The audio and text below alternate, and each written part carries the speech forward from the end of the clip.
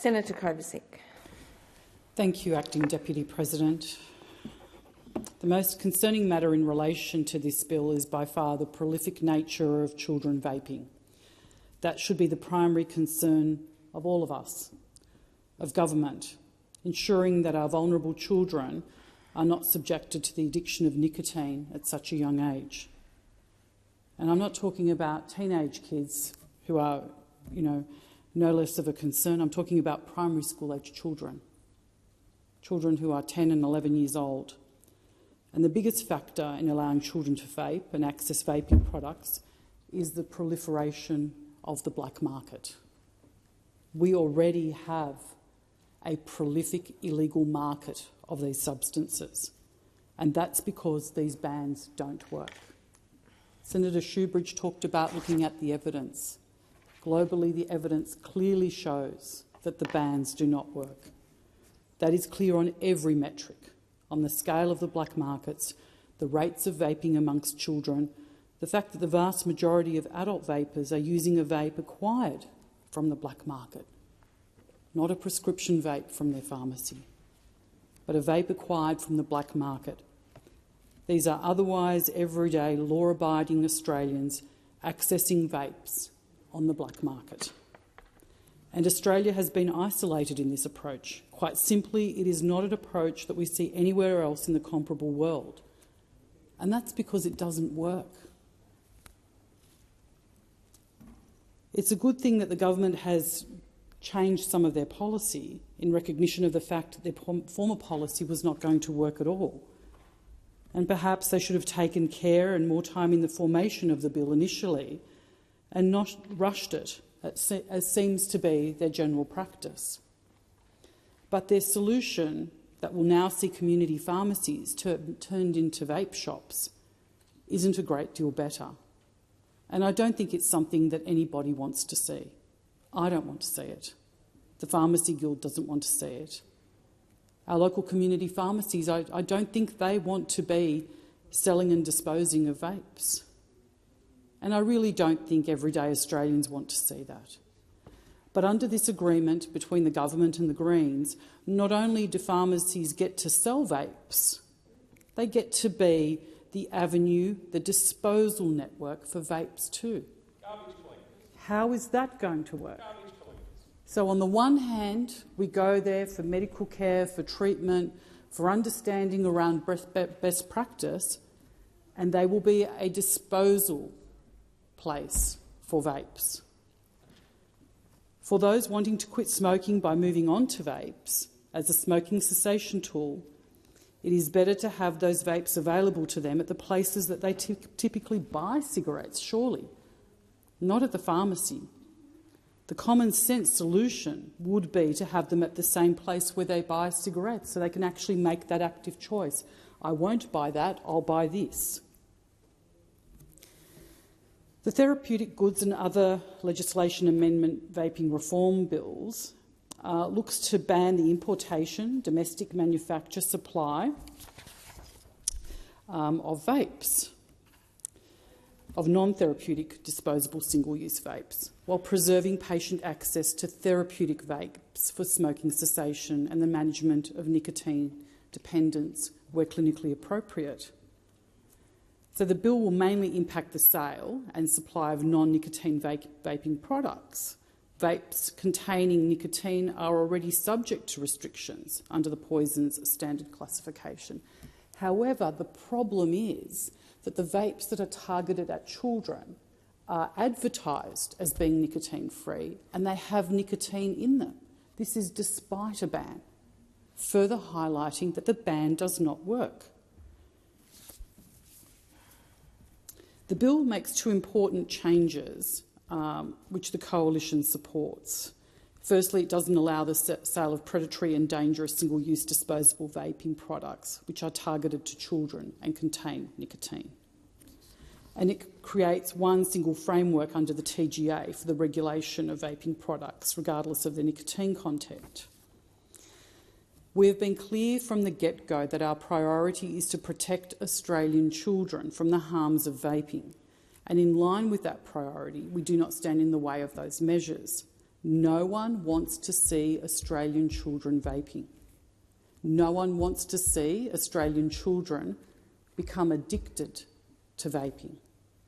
Nobody wants to see Australian children addicted to nicotine.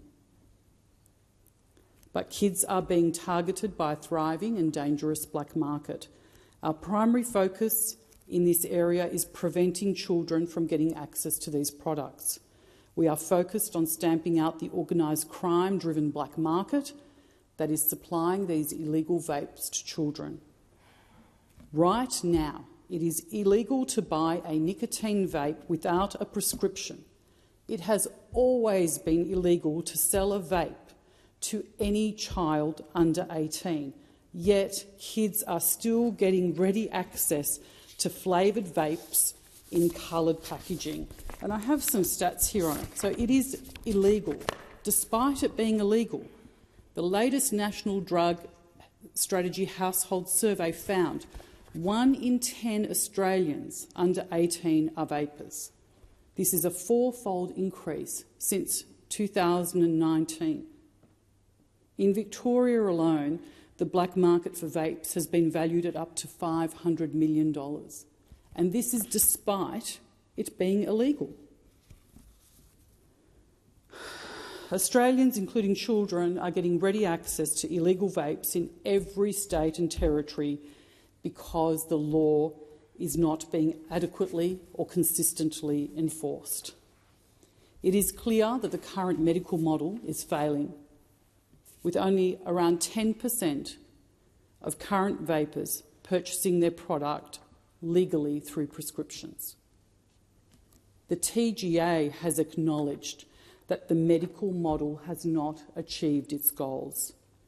Entrenching the existing failing medical model will not prevent children from having access to vaping products, and it will further drive the sale of these products to the black market. Labor's prohibition-style approach will play straight into the hands of organised crime syndicates who are massively profiting from the sale of illegal vapes and the sale of vapes to our children. We've announced that if elected, we will take an alternative approach to the government to crack down on this organised crime that has been allowed to thrive, and we will act to protect Australian children. A coalition government will introduce a strictly regulated retail model for vaping products under the TGA to put a stop to dodgy retailers selling vapes to Australian children with impunity through the rampant black market. This model will include a licensing scheme, prevention campaigns and strong enforcement efforts as part of a sensible approach to keep money out of the hands of criminals while stopping the sale of vapes to children. Our regulated approach will also address the dangerous and unknown chemicals contained in illegal vapes by placing strict requirements on safety and quality, again noting that many of these single-use vapes targeted to children contain very high levels of nicotine, causing nicotine addiction in our children.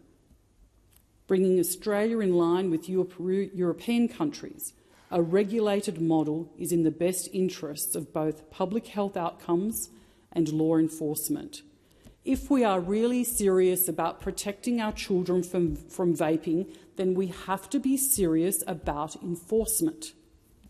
That is why the Coalition will also provide 10 times more funding towards law enforcement than the government through a new $250 million law enforcement package. I mean, let's be serious. The government's package of $25 million of law enforcement for vaping, I mean, that's grossly inadequate. It's almost comical. Our $250 million funding will be used to stand up an illegal tobacco and vaping task force led by the Australian Federal Police and the Australian Border Force to tackle illegal vapes from the border to the shopfront. This will provide desperately needed Commonwealth leadership to crack down on organised criminal activity and protect our children. Our government has the strength, our coalition has the strength to be honest with the Australian public. The government's senseless and chaotic approach will not protect the health outcomes of young Australians who are already buying illicit vaping products. The government's failure to control the illicit vaping market and its failure to protect our children against the proliferation of vaping products has meant that greater scrutiny is absolutely essential. It would be completely irresponsible not to demand further investigation into these issues as they evolve. We did this via a Senate inquiry, and we should continue to monitor. Submissions to the inquiry were provided by a wide range of stakeholders and have raised some really significant concerns. Notably, the inquiry highlighted how the illicit vaping black market is out of control and thriving in Australia. We heard evidence through this process that reiterated our concerns that entrenching the failed prescription-only model will not prevent children from having access to vaping products and will further drive the sale of these products to the black market. That is why it is clear that regulating the vaping market through strict and sensible retail-based policies will protect our children from the harms of vaping and will protect our community from organised crime. The Albanese Labor government sought to pass the Public Health Tobacco and Other Products Bill last year without addressing this thriving illicit tobacco trade. Why? The news is filled with stories of fire bombings of cigarette stores and convenience stores as a result of this black market. In a clear acknowledgement of their lack of action on enforcement, the government supported the Coalition's amendment to establish a new illicit tobacco and e-cigarette commissioner within the Australian Border Force. The Coalition welcomed the government's decision to support our amendment and our leadership to protect Australians from the growing black market in both illicit tobacco and illicit vapes. The Commissioner would support developing and implementing strategies for addressing those illicit substances and enforcing existing regulations. We called on the government to act quickly to set up the Commissioner and adequately address the tobacco black market. However, it is clear that the government has failed to do so.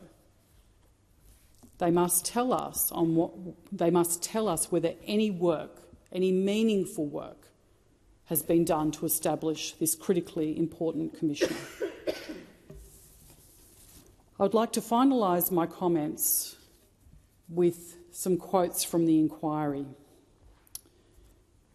The vaping inquiry that myself and Senator Cadell sat on. The committee heard evidence relating to consumer and community safety.